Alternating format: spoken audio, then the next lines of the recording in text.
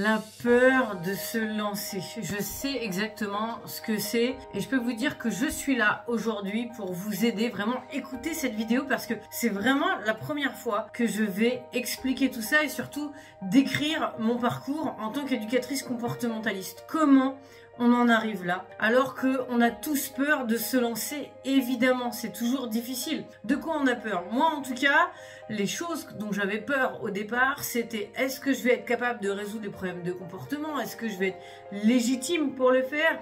Et surtout, est-ce que je vais trouver assez de clients? Est-ce que c'est possible d'en vivre? Parce que c'est pas toujours évident, on se dit mais et si, et si, et si? Et finalement, on se retrouve paralysé par cette peur. Bonjour à tous, vous le savez, je suis Camille Génisset, coach comportementaliste et mon objectif c'est vraiment de vous amener à vivre de votre passion et surtout d'aider les animaux. Voilà, je suis honnête avec vous, moi mon objectif c'est vraiment d'aider les animaux parce que c'est ça qui m'a toujours motivée et c'est ça qui m'a permis d'aller au-delà de mes peurs. Alors, il faut savoir une chose, c'est que vos peurs sont toujours légitimes et il est normal d'avoir peur dès que l'on va faire quelque chose de nouveau. Donc même si vous changez de travail, même si vous allez dans un nouveau travail, eh bien les premiers jours, les premières semaines, vous allez avoir une certaine forme de peur. Simplement, on y est habitué et on se dit qu'on n'a pas le choix, mais surtout on est encadré. Lorsqu'on se retrouve exactement comme ça, directement tout seul en liberté, en quelque sorte, c'est un peu ça, à son compte, eh bien c'est quelque chose qui est complètement différent. Pendant que j'y pense, surtout, pensez bien à prendre votre cadeau dans la description parce que je vous offre quelque chose d'unique et d'exceptionnel aujourd'hui et c'est ce qui va vous permettre de dépasser ça et surtout d'aider les animaux et de les sauver avec moi. Donc surtout, c'est très important, on doit se serrer les coudes et moi je suis là pour vous aider par rapport à ça. Alors, comment on va transformer ces peurs en actions concrètes? Parce que c'est ça en fait. Les peurs, elles nous paralysent et elles nous empêchent de faire des actions. Pourquoi? Alors tout d'abord, on va avoir deux personnes différentes. Vous imaginez, on a une personne qui, elle, va tout de suite avoir des peurs, mais va les transformer en action. Et on a une personne qui, elle, va avoir des peurs et qui va être paralysée. Alors, je vous rassure tout de suite, je suis pas là pour faire ma maline parce que moi aussi, j'ai des peurs et ça peut être dans d'autres domaines, dans d'autres choses. En tout cas, on en a tous, c'est normal. Maintenant, ce qu'il y a, c'est qu'on n'a pas tous la même façon d'y réagir. Vous le savez, peut-être, mais en chinois et en japonais, c'est le même mot pour dire danger et opportunité. Ce qu'il y a, c'est que il faut voir les choses différemment.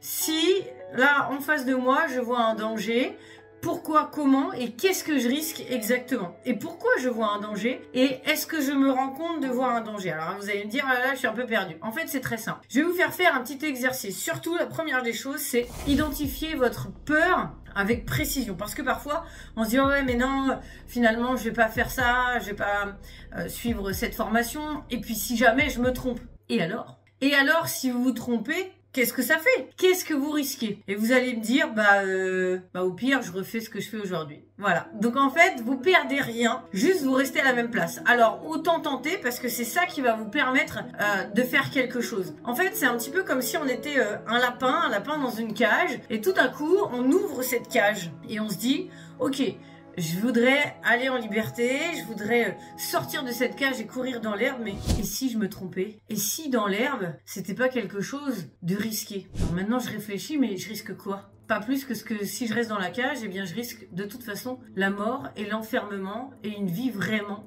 pourrie. Alors que si je vais dehors, au pire on me remet dans ma cage, donc de toute façon je perds rien. Et peut-être que ça va être la liberté. Et c'est ça en fait, c'est qu'on se rend compte que ce qu'on risque finalement c'est rien. Alors on a peur en général de rien tout simplement, c'est juste parce que on découvre de nouvelles choses. Alors ensuite, une fois qu'on a pris conscience qu'on avait peur, parce que c'était la peur qui nous donnait ces phrases-là, parce que souvent on n'en prend pas conscience, on se dit ouais mais si je fais ci, si je fais ça, voilà. En fait on a l'impression qu'on raisonne et qu'on réfléchit. C'est pas de la réflexion, c'est de la peur. Notre ami la peur, on peut l'appeler comme vous voulez, Michel, Jacqueline, je m'excuse pour les Michel et les Jacqueline, mais elle vient tout de suite nous parler. Tiens, Jacqueline arrive, oh là là, encore elle, et là il faut la reconnaître. Ça c'est la première étape, c'est savoir reconnaître que à ce moment-là, tiens, c'est la peur qui me parle, pas la raison. On croit que c'est la raison, mais c'est du faux. Et une fois qu'on l'a identifié, eh bien savoir exactement ce qui se passe. Est-ce que c'est la peur de perdre de l'argent? Est-ce que c'est la peur de perdre mon travail? Est-ce que c'est la peur de voir que finalement ça me plaît pas? Et alors, est-ce que c'est grave? Et c'est ces étapes-là qui vont nous amener à comprendre, à nous dire, bah en fait, Jacqueline, elle va se taire parce que moi, j'ai pas envie de rester dans ma cage toute ma vie, j'ai envie de tenter le coup, d'aller voir ce qui se passe en liberté. Au pire, ben, on me remet dans ma cage. Et moi-même, je retrouve un autre emploi salarié. Et alors, qu'est-ce que ça peut faire? Est-ce que c'est si grave que ça? Moi, j'ai quelque chose à vous dire, c'est que mon premier rendez-vous, j'avais très peur. J'avais vraiment très peur. C'était pour moi une découverte. Parce qu'en plus, j'avais jamais vu de séances d'éducation, j'avais vu de séances de comportement, rien du tout. Et je débarque comme ça. Et là, en plus, c'était pour un rot agressif. Et bien, clairement, j'avais peur, oui. Est-ce que ça m'a empêché d'y aller? Non. Est-ce que j'y suis allée? Oui. Et en me disant, bah, je vais me débrouiller. Et au pire, je re-regarderai des choses et des informations chez moi. Et on verra ensuite. Et petit à petit, ça s'est fait tout seul. Et finalement, eh bien, dès mon premier rendez-vous, j'ai pu sauver un Rottweiler de l'euthanasie. Parce qu'en réalité, c'était lié à un problème de comportement humain. Et ça, je peux vous dire que je l'oublierai jamais. Je l'ai toujours en mémoire et je me suis dit, ok, j'ai bien fait d'essayer. Maintenant, on y va, let's go. Il n'y a plus rien qui va pouvoir m'arrêter. C'était déjà le cas avant et maintenant, ça va continuer. Parce que vous imaginez, je sais pas vous, mais moi, je supporte pas l'injustice. Je suis là pour aider les animaux. Parce que les voir souffrir, les voir être maltraités, les voir être euthanasiés pour rien. Parce que dans beaucoup de cas, c'est ça. Juste parce que moi, j'ai un petit peu peur de quoi? Bah, finalement, de devoir changer de travail. Mais attendez, face à une vie, je me pose pas la question. Je fonce. Et ce qui a fait qu'aujourd'hui, eh bien, j'ai réussi à sauver ce Rottweiler. Et vraiment, je suis rentrée chez moi avec les larmes aux yeux. J'étais contente. Je me suis dit, bon, j'ai encore des choses à réguler, à voir, à rajouter pour vraiment avoir fait le rendez-vous parfait.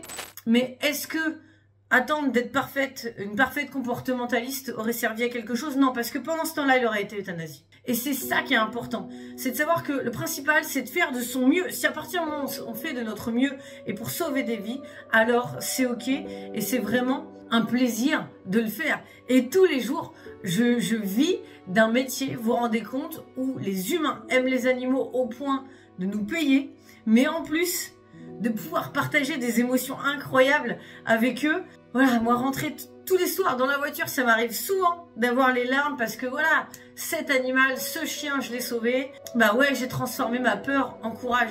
Et ça, c'est quelque chose que je n'avais pas pris conscience au départ, mais maintenant je le sais. En fait, on peut toujours transformer sa peur en courage. Et il y a un truc qui est important, c'est de rester en mouvement. Passer à l'action. Même si c'est un tout petit pas, même si c'est un tout premier rendez-vous, moi je savais pas ce que ça allait être. Et ben je me suis dit, c'est pas grave, j'y vais, rester en mouvement. Parce que à partir du moment où on bouge pas, où on n'ose pas, que ce soit se lancer dans une formation, aller à un rendez-vous ou autre, bien on est paralysé par la peur. Et plus on est paralysé, plus on a peur, plus on a peur, plus on est paralysé. Donc, il faut juste se rappeler que, ok Jacqueline, tu t'en vas, moi, je reste en mouvement. À partir du moment où on reste en mouvement, c'est ok. J'espère que cette vidéo vous a plu. Pensez à prendre votre cadeau dans la description. Surtout, c'est très important, je vous offre des choses uniques. Je me dévoile un maximum pour pouvoir vous aider. Et surtout, aider les animaux. Vous le savez, si vous êtes là, il n'y a rien qui peut nous empêcher d'aider les animaux. Parce que je crois que ce monde-là, bien, en a besoin. Alors, si on fait équipe tous ensemble, ça peut être vraiment, vraiment top.